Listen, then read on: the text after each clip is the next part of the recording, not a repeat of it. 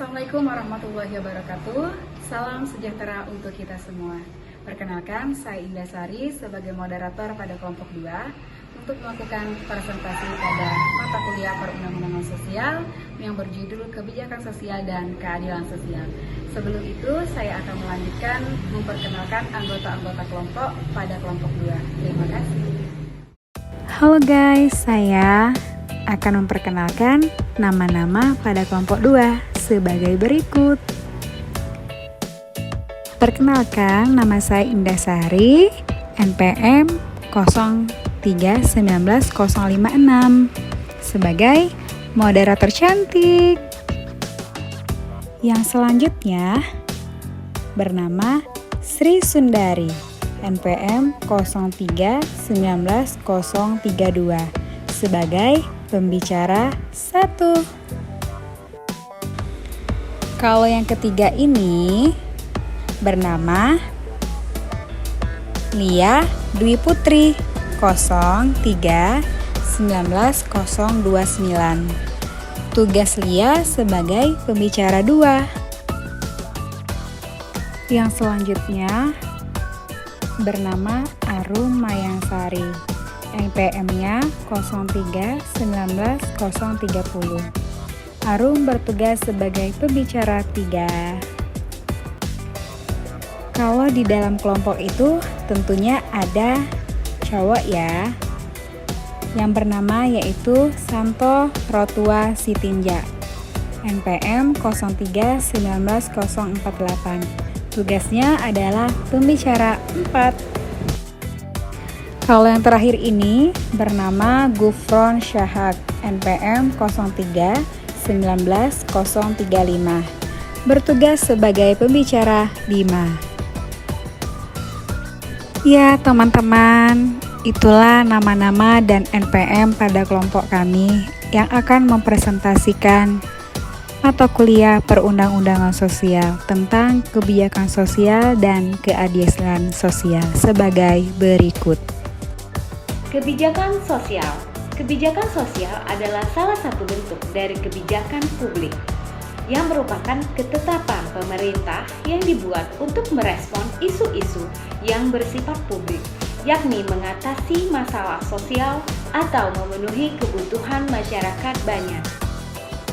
Kebijakan sosial juga adalah ketetapan yang dirancang secara kolektif untuk mencegah terjadinya masalah sosial.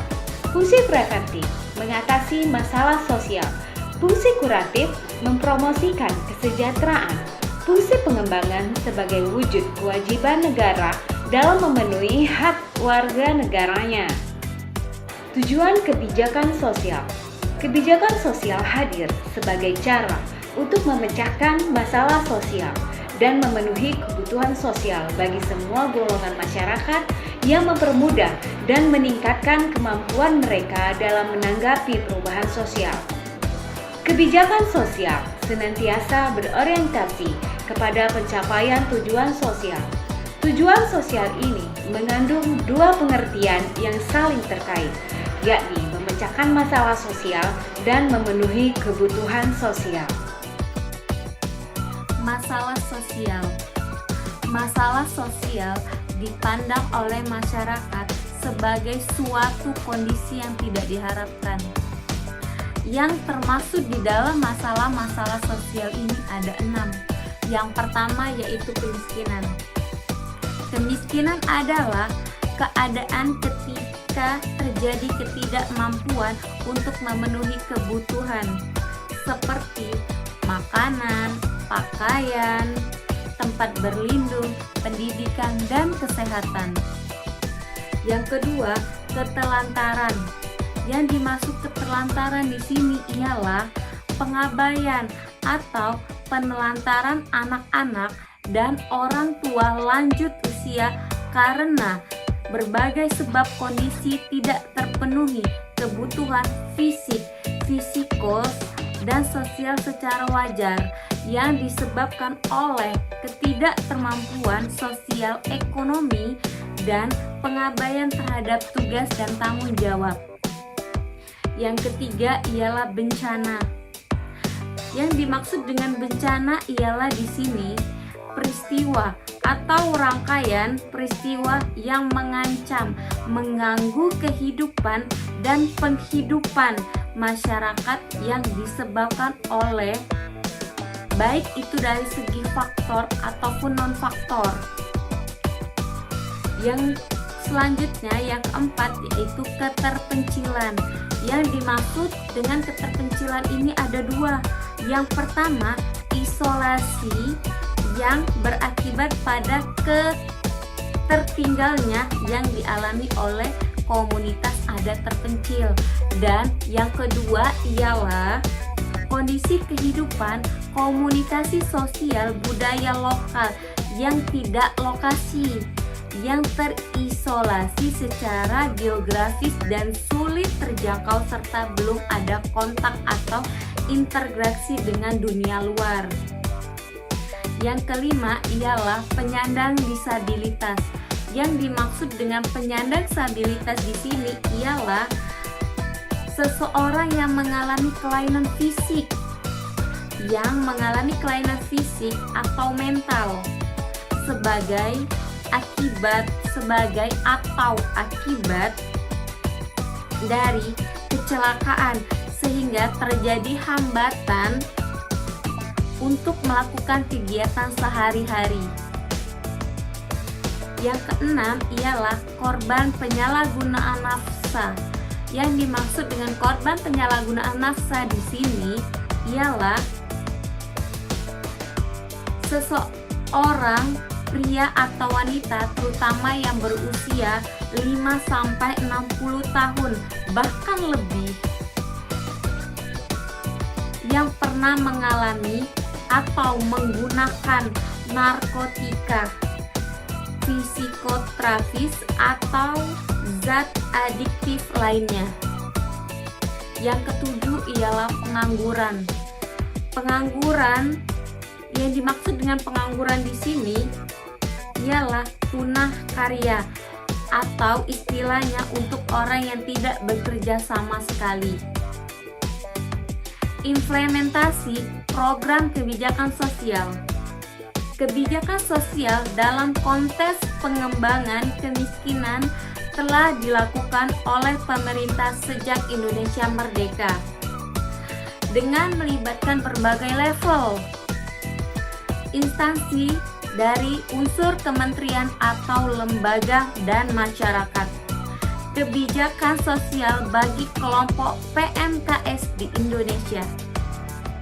Implementasi program kebijakan sosial bagi kelompok penyandang masalah kesejahteraan sosial atau PMKS di Indonesia dilakukan melalui penyelenggaraan kesejahteraan sosial. Arah kebijakan sosial tersebut difokuskan pada 3 aspek, yaitu yang pertama ialah penyelenggaraan perlindungan sosial yang komprehensif. Yang kedua ialah pengembangan penghidupan berkelanjutan, dan yang terakhir ialah perluasan dan peningkatan aspek pelayanan dasar. Arah kebijakan dan strategi implementasinya diintegritas dalam intervensi program yang dirancang oleh Kementerian Republik Indonesia meliputi 1. Program rehabilitas sosial, 2. Program penanganan fakir miskin, 3. Program pemberdayaan sosial, dan 4. Program perlindungan jaminan sosial. Masing-masing program memiliki bentuk sebagai dasar pelaksana kegiatan yang lebih sistematis, terukur, dan berkelanjutan. Undang-undang terkait dengan kebijakan sosial. Undang-Undang Dasar Negara Republik Indonesia tahun 1945 bab 115 Perekonomian Nasional dan Kesejahteraan Sosial pasal 33 dan pasal 34. Pertama, Undang-Undang Nomor 3 Tahun 1992 tentang Jaminan Sosial Tenaga Kerja. 2. Undang-Undang Nomor 24 Tahun 2007 tentang Penanggulangan Bencana. 3. Undang-Undang Nomor 11 Tahun 2009 tentang Kesejahteraan Sosial. Dan keempat, Undang-Undang Nomor 13 Tahun 2011 tentang Penanganan Fakir Miskin. Contoh kebijakan sosial Contoh kebijakan sosial ini meliputi 2 faktor. Yang pertama, kebijakan transportasi, baik jalan raya, air bersih, pertahanan, dan keamanan merupakan beberapa contoh kebijakan publik. Yang kedua, sedangkan kebijakan mengenai jaminan sosial seperti bantuan pada umumnya yang diberikan kepada kelompok miskin atau rentan adalah contoh kebijakan sosial. Keadilan sosial ini merupakan hak bagi setiap warga negara Indonesia yang hidup bersama dalam negara ini. Perlakuan hukum tidak dibedakan antara golongan atas maupun golongan bawah. Semua berhak mendapatkan hukum yang adil, setara dengan sama yang lain. Keadilan sosial ialah suatu masyarakat atau sifat suatu masyarakat adil, makmur, bahagia buat semua orang. Tidak ada penghinaan, tidak ada penindasan, tidak ada pengisapan, dan lain-lain.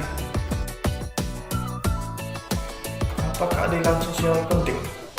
Keadilan sosial selalu ditunjukkan untuk mewujudkan kesejahteraan sosial bagi seluruh rakyat Indonesia melalui pemerataan sumber daya agar kesenjangan sosial ekonomi di tengah-tengah masyarakat dapat dikurangi. Penerapan keadilan sosial bagi masyarakat, menghormati hak orang lain, suka memberi pertolongan kepada orang lain agar dapat berdiri sendiri, tidak menggunakan hak milik untuk usaha-usaha bersifat pemerasan terhadap orang lain, tidak menggunakan hak milik untuk hal-hal yang bersifat pemborosan dan gaya hidup mewah. Undang-Undang Keadilan Sosial Pasal 34 Ayat 2 Amandemen keempat Undang-Undang 1945 menyatakan bahwa negara mengembangkan sistem jaminan sosial bagi seluruh rakyat dan memperdayakan masyarakat yang lemah dan tidak mampu sesuai dengan martabat kemanusiaan.